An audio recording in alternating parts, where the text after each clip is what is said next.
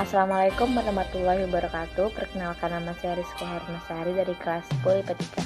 Di sini saya akan membacakan materi yang telah saya buat, yaitu materi tentang permintaan, penawaran, dan harga keseimbangan. Yang pertama yaitu teori permintaan. Permintaan adalah keinginan konsumen membeli suatu barang pada berbagai tingkat harga selama periode waktu tertentu. Singkatnya, permintaan adalah banyaknya jumlah barang yang diminta pada suatu pasar tertentu dan tingkat harga tertentu pada tingkat pendapatan tertentu dan dalam periode tertentu. Faktor-faktor yang mempengaruhi permintaan adalah yang A. Harga barang itu sendiri. Jika harga suatu barang semakin murah, maka permintaan terhadap barang itu bertambah. Yang B.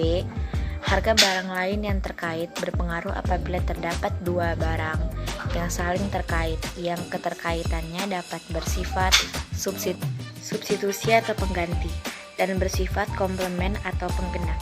Yang C. Tingkat pendapatan per kapita dapat mencerminkan daya beli. Makin tinggi tingkat pendapatan dan daya beli makin kuat, sehingga permintaan terhadap suatu barang meningkat. Yang D. Selera atau kebiasaan tinggi rendahnya suatu permintaan ditentukan oleh selera atau kebiasaan dari pola hidup suatu masyarakat. Yang E. Jumlah penduduk semakin banyak, jumlah penduduk yang mempunyai selera atau kebiasaan akan kebutuhan barang tertentu, maka semakin besar permintaan terhadap barang tersebut. Yang F. Perkiraan harga di masa mendatang. Bila kita memperkirakan bahwa harga suatu barang akan naik, adalah lebih lagi untuk membeli barang tersebut sekarang. Yang G. Distribusi pendapatan. Tingkat pendapatan per kapita bisa memberikan kesimpulan yang salah bila distribusi berdampak buruk. Yang H. Usaha-usaha produsen meningkatkan penjualan. Usaha-usaha promosi kepada pembeli. Pembeli sering mendorong orang untuk membeli banyak daripada biasanya. Selanjutnya, hukum permintaan. Hukum permintaan pada hakikatnya merupakan suatu hipotesis yang menyatakan hubungan antara barang yang diminta dengan harga barang tersebut, di mana hubungan berbanding terbalik, yaitu ketika harga meningkat atau naik, maka jumlah barang yang diminta akan menurun, dan sebaliknya, apabila harga turun jumlah barang akan meningkat. Selanjutnya, kurva permintaan. Kurva permintaan dapat didefinisikan sebagai suatu kurva yang menggambarkan sifat hubungan antara harga suatu barang tertentu dengan jumlah barang tersebut dengan diminta para pembeli. Kurva permintaan berbagai jenis barang pada umumnya menurun dari kiri ke kanan bawah kurva. Yang demikian disebabkan oleh sifat hubungan antara harga dan jumlah yang diminta dan mempunyai hubungan yang terbaik. Selanjutnya, teori permintaan. Perbandingan lurus antara permintaan terhadap harganya, yaitu apabila permintaan naik. Sebaliknya, bila permintaan turun maka harga relatif akan turun. Selanjutnya, faktor-faktor yang dapat menggeser kurva permintaan. Faktor harga barang yang diminta atau barang itu sendiri. Perubahan sepanjang kurva permintaan berlaku apabila harga barang yang semakin diminta menjadi makin tinggi atau makin menurun. Yang kedua yaitu ada teori penawaran. Penawaran adalah jumlah barang yang produsen ingin tawarkan untuk jual pada berbagai tingkat harga selama satu periode waktu tertentu. Faktor-faktor yang mempengaruhi penawaran.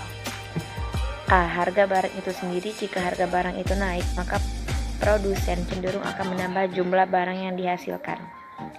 B. Harga barang lain terkait. Apabila harga barang substitusi naik, maka penawaran suatu barang akan bertambah. Dan sebaliknya. Yang C.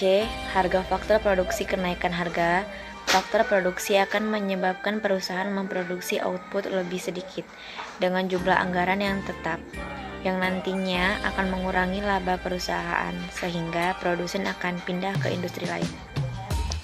Selanjutnya, hukum penawaran. Semakin tinggi harga suatu barang, semakin banyak jumlah barang tersebut akan ditawarkan oleh para penjual. Sebaliknya, makin rendah harga suatu barang, semakin sedikit jumlah barang tersebut yang ditawarkan. Selanjutnya ada kurva penawaran. Kurva penawaran dapat didefinisikan sebagai yaitu suatu kurva yang menunjukkan hubungan di antara harga suatu barang tertentu dengan jumlah barang tersebut yang ditawarkan. Faktor-faktor yang dapat menggeser kurva penawaran. Yang A.